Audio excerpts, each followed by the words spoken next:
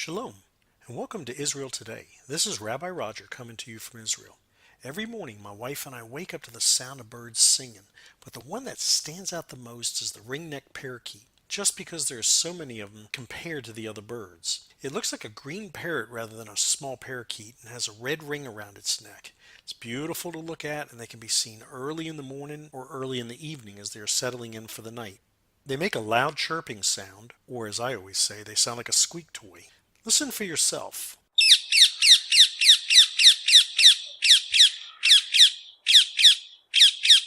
Speaking of birds, we have a flat, low-lying area in the northern region of the Galilee called Hula Valley. It's the largest variety of natural migrating birds that I've ever seen, plus other animals that are there year-round.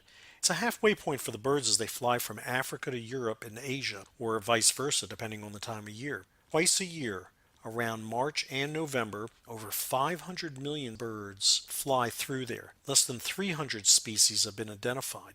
Yet there is one bird I want to point out to you called the white stork. It too is a bit misnamed even though its body is all white. Its wings are half black and half white, and they are a rather large bird. There's nothing unique or unusual about the stork except the way it flies when migrating. Sometimes we have seen them as little as 25 to 50, but generally a lot more. They tend to fly in a swirling motion and make sound as if they're calling to one another. Then once they're all together, this is only based on our personal observation, of course, they just seem to fly off in a very large V formation.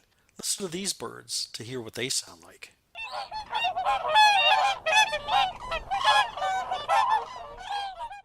In Jeremiah 8:7, it talks about the birds and their migration. Even the stork in the sky knows her seasons, and the turtle dove and the swift and the thrush observe the time of their migration. Last bird I want to talk about is the hoopoe bird.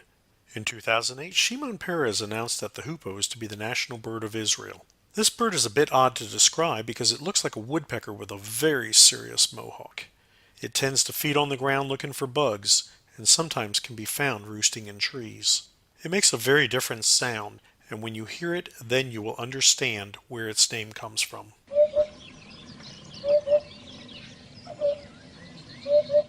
Again, this is Rabbi Roger coming to you from Israel, and thank you for listening. Lehitraot, goodbye or see you again.